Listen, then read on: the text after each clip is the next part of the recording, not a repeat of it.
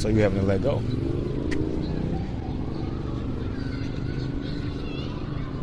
Okay, that's good.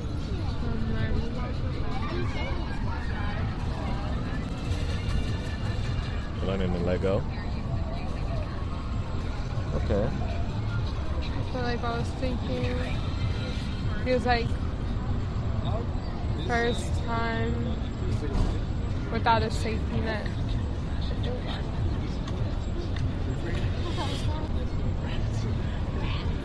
Maybe instead of a safety net, maybe it's the first time not having anything to lean on.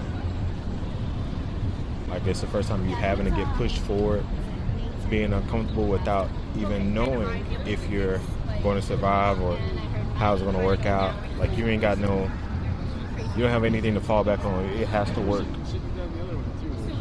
Like it's the first time you're not dependent on others, and the first time you fully 100% dependent on God. And that's scary and tiring because you're still trying to figure out what you can do. It ain't like you don't need anything either, though. So you can't be like one of those Christians that say, like, man, I'm only worried about my spiritual need.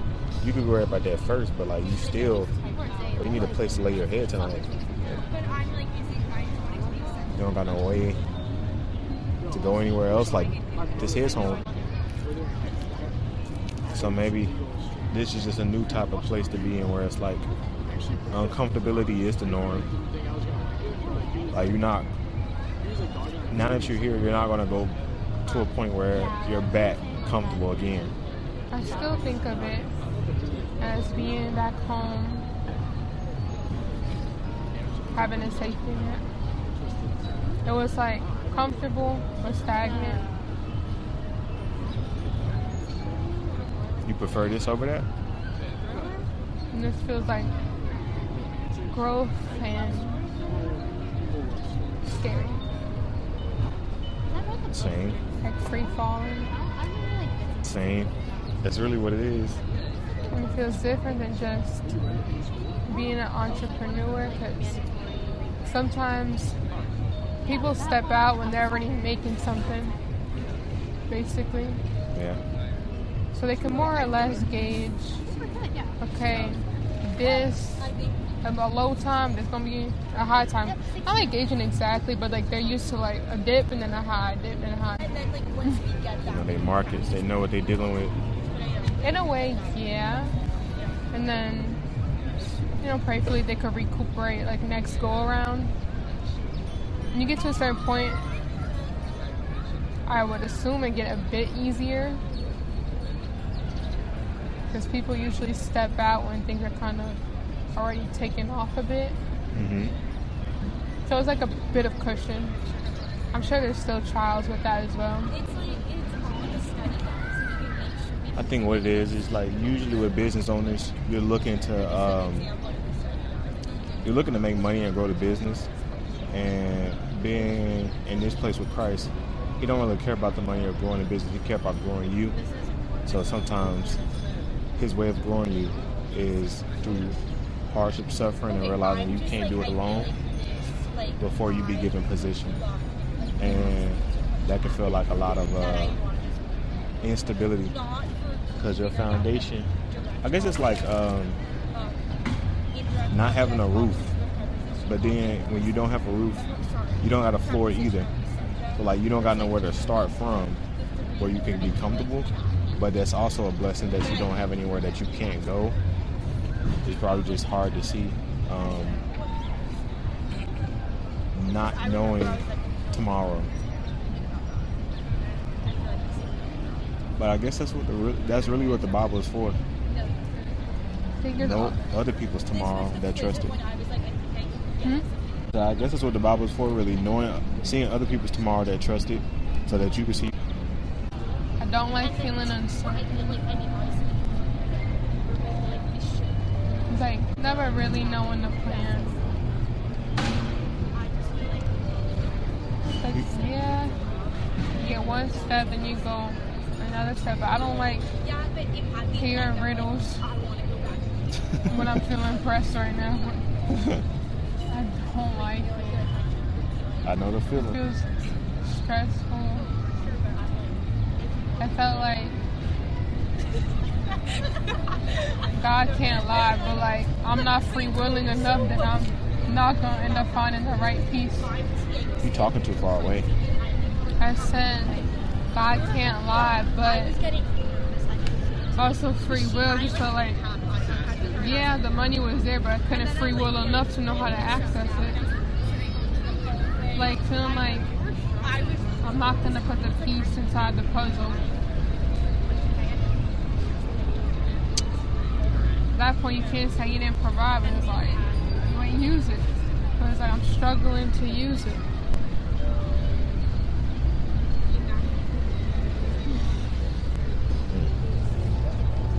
Yeah, I'm sure. It's a vulnerable place to be in need. I don't know when the last time you probably felt in need like this, but that's the whole point. It's a new territory. If it felt similar to the old, then you probably ain't go nowhere. But since it feels scary and a lot of it is change and hard to deal with, that usually means that you finally going somewhere. Like you said, home was stagnant. This what growth feel like. Better grow than recess. Regress. Hate feeling embarrassed. I'm tired of it. Look at my suitcases.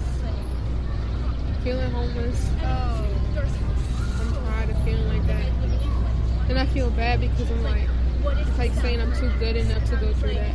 You know I think what it is hoping that you had something else planned and feeling like nothing's planned out, which is scary because you don't got no backup plan.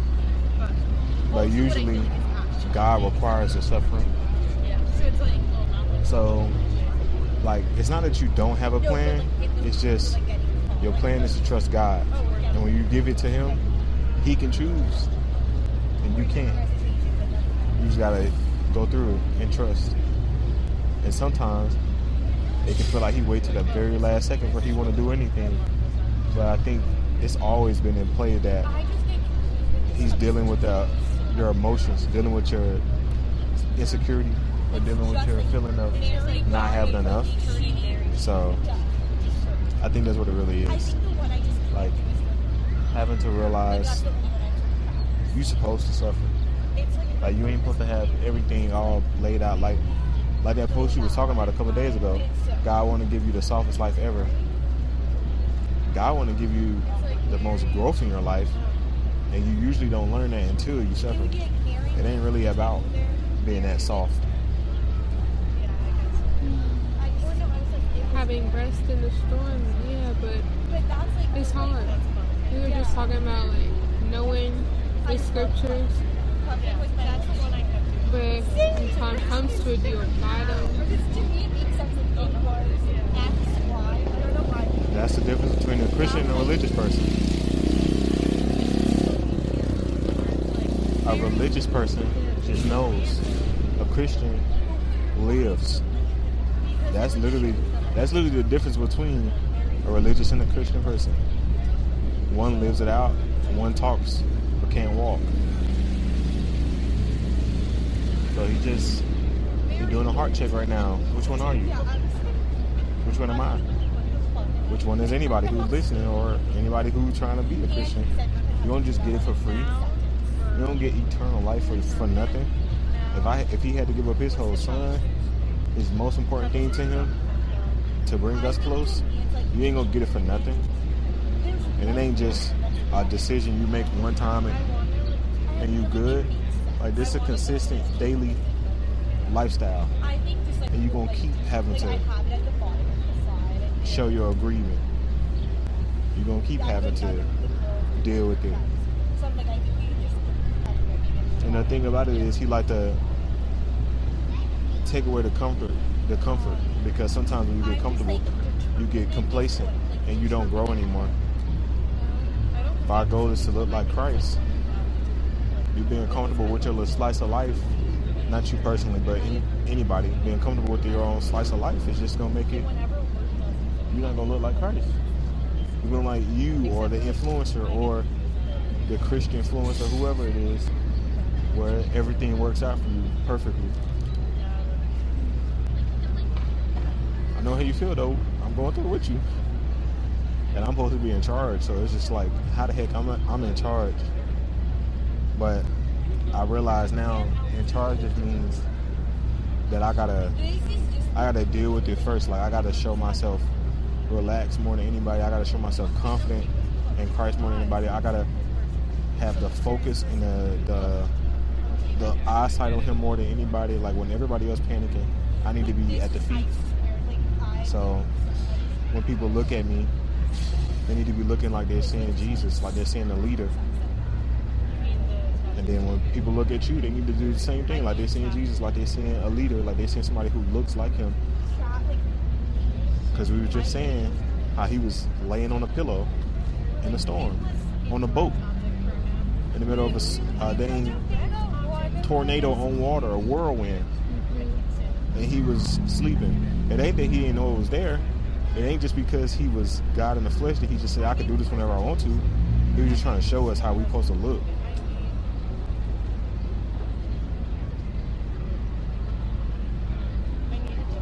I think it's just when I was singing yesterday, I didn't want to. I didn't care to. I didn't want to like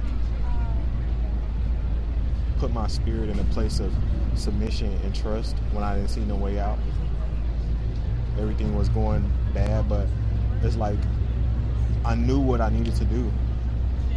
Not to like meet a quota, but like I knew where to go. It's kind of like being a kid. Like if you want something from the store, you got to ask your parent. And what you need to do to get what you want from your parent, you need to wash the dishes, you need to make sure the meat took out, you need to clean the floor, and then you ask for what you need. We got spiritual chores. Sometimes you ask for things and they say no. But he may say no to one thing, but it's not you have nothing, it's redirection. You could want what you think is good for you, but it still might not be the best. Our thing is, we ask people for help the whole time. It came from somewhere else, so what was the point of asking those people? People didn't give us, so God did.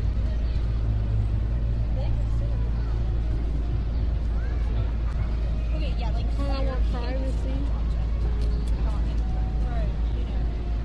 Christ owns your story, though. Think about you got your private moments, though. We read people in the Bible, their stories all the time. I'm sure they wanted privacy. They're dead, though. They're not dead, they're alive. They were Christ.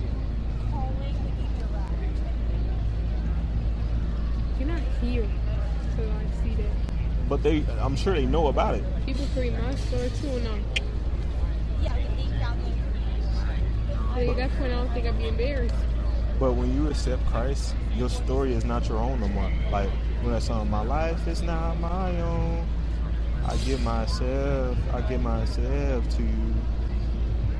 So you gotta give yourself up again.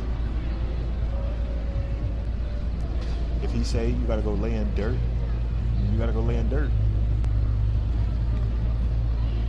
He made me stand outside for how many hours? I'm tired of this being called. That's too dang bad. You still fine. You got on new jeans. You got on a new bracelet. You got a new ring on. You got your hair done. Got your pink pony in. Took a shower. Had food. Yeah. Uh-huh. You just worried about tomorrow. God is worried about right now. I know how it is, though. No, I'm not worried about tomorrow. What you worried about? I don't know. In general. I don't know. I can't pick one. So it's a whole lot of hoopla. Yeah. Hoopla! I can't remember. Hoopla! I can't remember. Let me think of them. Hoopla! You don't know what you're worried about. It just don't feel right. That's all. You're just uncomfortable. Yeah. Yeah. That's it. I'm sure there's stuff. Why you can't think of nothing right now, then? It's just like, I'm tired of like emotions. Your body trying to rule you.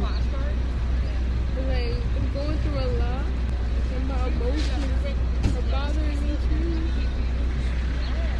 And I don't want to pray because I'm not happy. There doesn't be time to like be by myself and rest. You're one now, though. How you want to be alone? We're literally a three-braided cord, and you're trying to be alone again. I was trying my best. And this is what he told you last time. You keep trying to go off in the loneliness by yourself. That's when you get attacked. It's the same pattern. I was trying my best, and I was so tired. You was doing good, but it's just like you started denying his presence. You start denying his presence and being with him when you get upset. You don't want to pray. You don't want to chat. You don't want to kick it. You don't want to do none of that. No one likes to talk when they're upset. That's the perfect time to talk to God. He redirect you so that when he try to, the whole point is that you're going through tests. If you're gonna keep on failing the same test, you're gonna keep taking the same test. You need to learn the lessons so you can advance and grow as a person, so you can move to the next place and don't need to keep taking the same test. But if you gonna keep wallowing every time, you're gonna keep taking that test over and over and over. He ain't got no reason to move you forward just because you did it for a long time. You could be doing that for 20 years.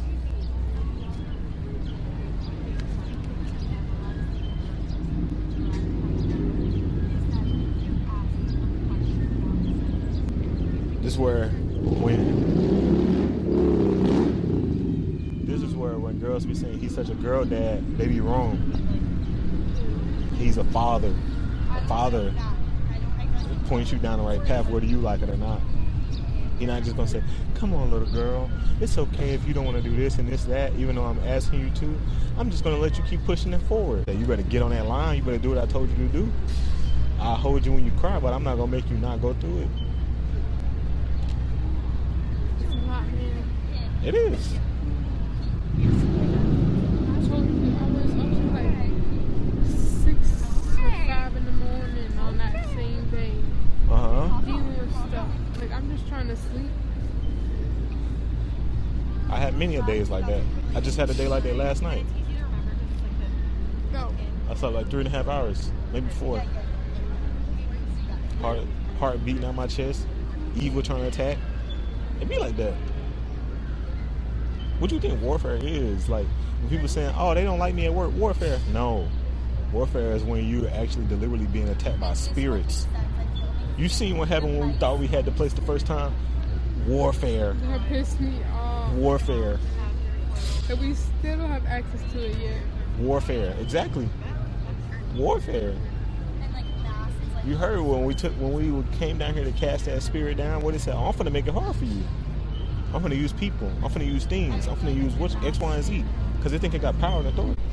It feels like it's just been a month and I'm like, I have to keep going through this? Yeah. It was hard this month. Well, tomorrow's a It was new month. fun. There was times it was fun, but it'd be hard. If you look at it though, we had 2 weeks of unsurety and then 2 weeks of like relax, like bliss in a way.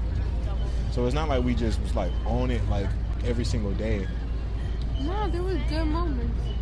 It was When really like it's good, 50-50. It's good. When it's hard, it's hard. But it's like, dang, would it be hard? It'd be hard. Yeah. When it'd be good, it'd be good.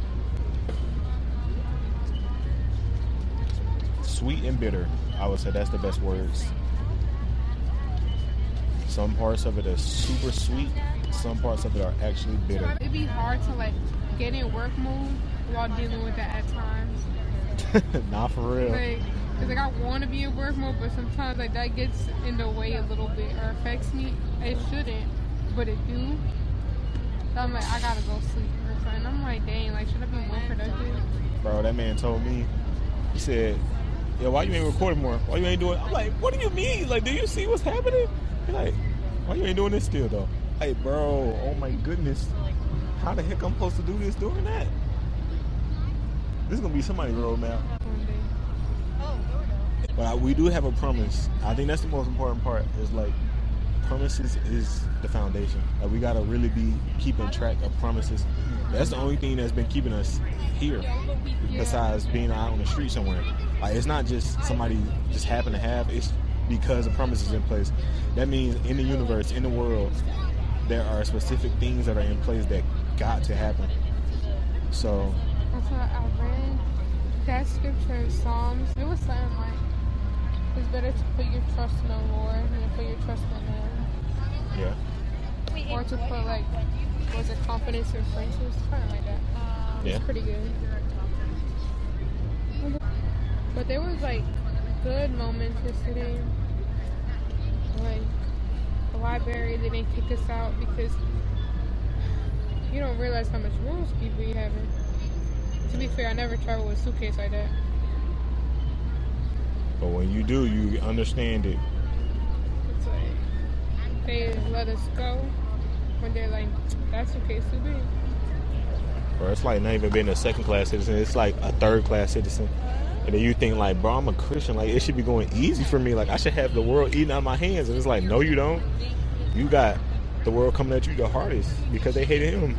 So it's like just remembering what this is about. Like overall, like it ain't about your happiness. It's about your transformation. It's about your use as a vessel. Like if anything, you just a pot. So you can't be getting mad. I'm a pot? Yeah, by the potter. Some days you're gonna have to be used for poop, and some days you might have to be used for flowers and roses and daisies. Really can depend. What's the use? People will praise God when they have a toilet nearby when they have to pee versus like a pretty vase that just sit in flowers. Like think about when we got to go to the bathroom. There's a public bathroom nearby. You be like, oh my, there's a clean one. Oh my God, thank you. Versus like one of those places where it's like, hey, you can only sit here for 10 minutes. No, we don't got no public bathroom. Have you spent $50 to even like sit still? Like that's how I feel like sometimes. So like sometimes you're gonna see a bathroom and be like, thank God. So I just think that's what it is. It's a learning process of that. It's a learning process. I'm learning. I'm really like David for real right now. Nah, but for real. It just made me think like that means your trust and your help should truly come from the Lord. It's the process. Just the process, man. Still trying to figure out what's going on while writing. I don't know. Writing? Yeah. Oh, the play? Yeah, it's like he had me picking it up and putting it down so often. It's just like annoying because it's like, when am I lock in and this get sold? When am I use this? But I was thinking about that yesterday. I'm just like, bro, this didn't happen. Not yet. I was like, bro, we've been here for a minute now. But like, other things happen that were supposed to happen. I guess before that. It kind of just goes to show like sometimes promises take long to pass. You have to hang on to it before it comes to pass. But being in the middle of it be mad hard. man, I feel like I've been seeing that, not even just reading the Bible when it comes to like the women who are struggling to have a child, but even people who be in like Instagram talking about it. Like sometimes you end up seeing the captions how when they finally end up having a child, yeah. it's like waiting for a promise being mad hard. And sometimes you don't even see the behind the scenes basically. That's like 99.99%. You always see like the end. Yeah, you only find out about the behind the scenes. You don't never really know. Especially like when people get used. Like I think about that now. Like, what am I going to ask them? Like when it's time to sell the screenplay, like what are they going to say they were doing this whole time? Like, and then I thought about it. I was just like, They probably not. Like, that's gonna probably be something I won't fulfill. That's never gonna happen. Like, I don't need. I want to know the backstory of why you took so long, but it's just like I was right on time. You wanted it too quick because you're trying to run from situations. You ain't trying to deal with things. I guess it's like we see Joseph in jail for 10 years, but we don't want to be in jail for 10 years. Nah, for real. No. I think I was thinking of him too. I forgot one moment I was thinking of him recently. Yeah. I think it was like where he was doing God's will, and you think he seemed to be doing fine because he was like, you know, overseeing the people in the prison, and like, you know, he still seemed faithful, and he was, but you could tell like he was, I guess, unsatisfied. He was like, don't forget who I am. I don't deserve to be down here, which was valid, but you could just see that there was still, he still had those like reservations in him despite doing God's work. Bro, I can imagine the jail back then, because I forgot who I was listening to, but they said the jail back then was like being in a cold room. They barely giving you any food. Like, you just down there for hours. Like, you don't got no recess. You don't got no TV. You don't got no books. You don't got none of that. Like, you in a hole. Like, you got a dirt floor that you're dealing with bugs and like chains and shackles for 99% of the time. Like, you're not moving. Like, I think when he was managing the jail, like, I think it was probably more rooms and more moving around ability, but like movability. But at the same time, like, bro, you here, like, you're not getting out. Like, he didn't. The crazy thing is, like, people have sentences, like, when they expected to be released.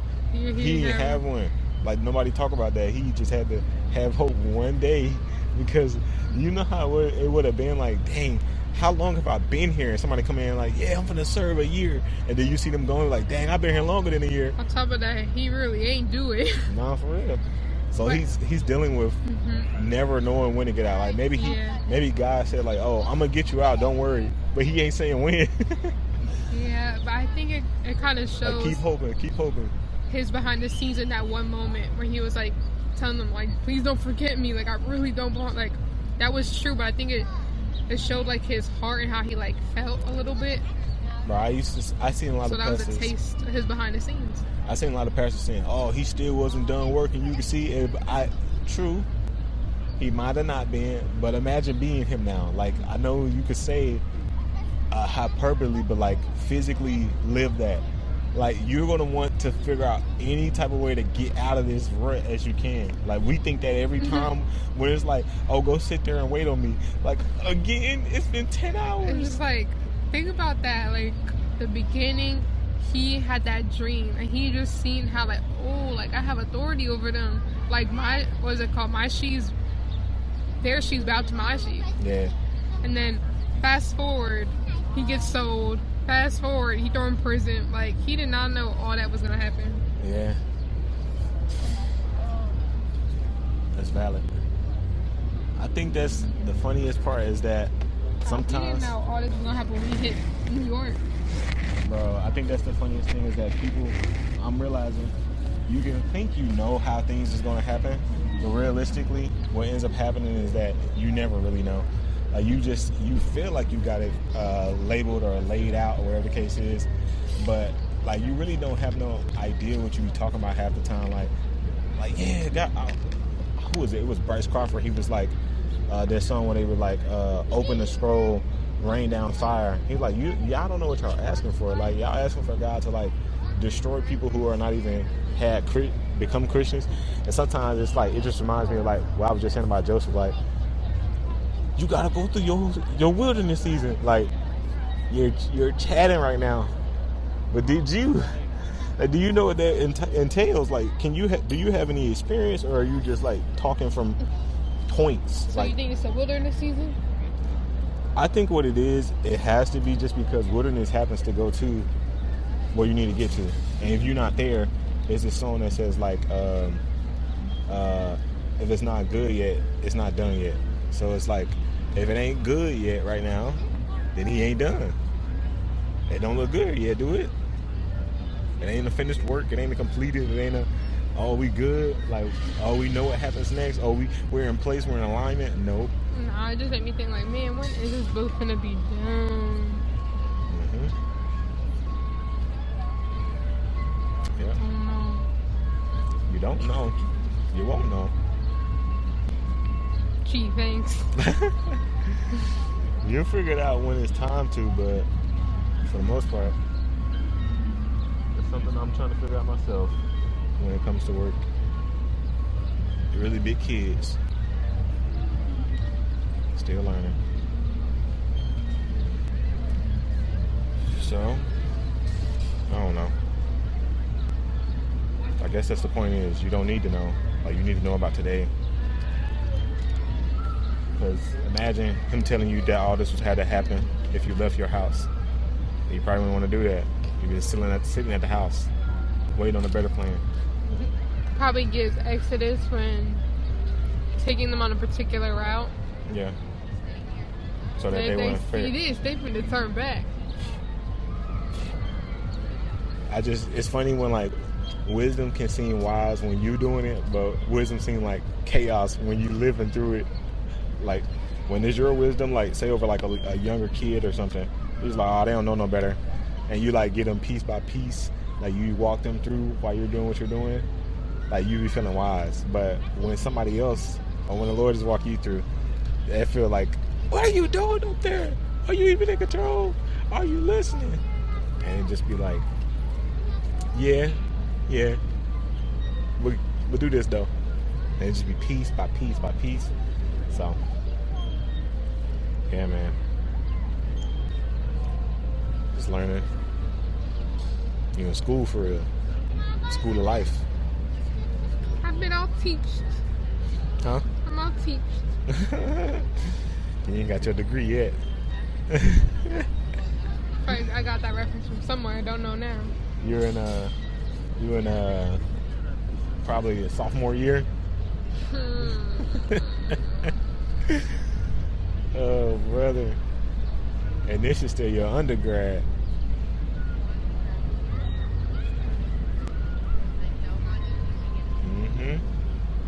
Which you get them graduate courses. You got people looking for you for leadership. And you got responsibilities and children and life and bills. And I was thinking about that, like, bro, this would be 10 times harder with a child. I was just thinking, like, bro, I don't know how that's gonna happen. I was like, oh, this make my life 10 times harder. just do it. That's all you can do is do it. That just sounds like too much, though. But Too much uncertainty. And then a child. wouldn't be the first one. Better look at Abraham. What a... Abraham, Isaac, Jacob. Yeah, I heard Isaac. What about them? They lived in uncertainty. But why Isaac? He Why seems like him? he didn't really go through much. His dad almost killed him. How they one time? That one time? That one time? You mean that one time when he was almost on the altar as like a 5-year-old? Was he not? Well, I don't know the age, honestly. Let's say between 5 and like 13. I really in there. don't know the age. Somewhere young and old. Somewhere young and medium. Nah, that's crazy. What? I'm like, you're not my daddy no more. See, he didn't do that. He understood. I How you would've probably understood at did. that age? How? But rose up good. I live in like, Don't you like he prayed for his wife's womb? yeah. Yeah, okay.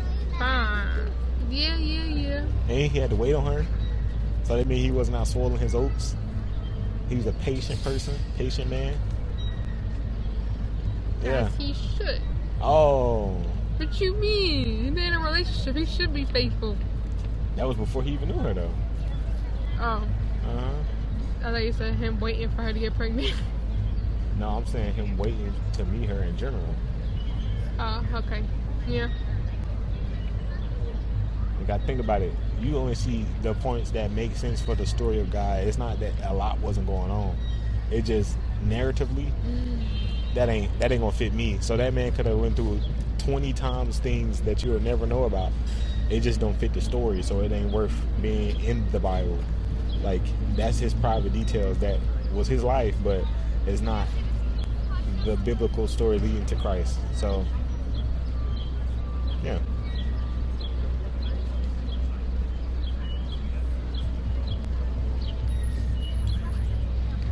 How did David have a debt? How did he have debt? Yes. He was an outlaw. The debt was his life. On the line every day. Oh, I thought he owed money. Owed money? Yeah. No. I think a debt, I think a money issue. But he was in need a lot. And even when like the people was taken from Ziklag, they wanted to take his head. It was multiple times where they tried to kill him actually. So, not the first time. So, there was debts. He owed a debt to God. He owed Jonathan. He couldn't kill Saul because his friend Jonathan, and also he didn't want to just rip it away on his own hands, so he had to keep running from that man for years. You know how much that take not to just kill him and get it over with and just become king?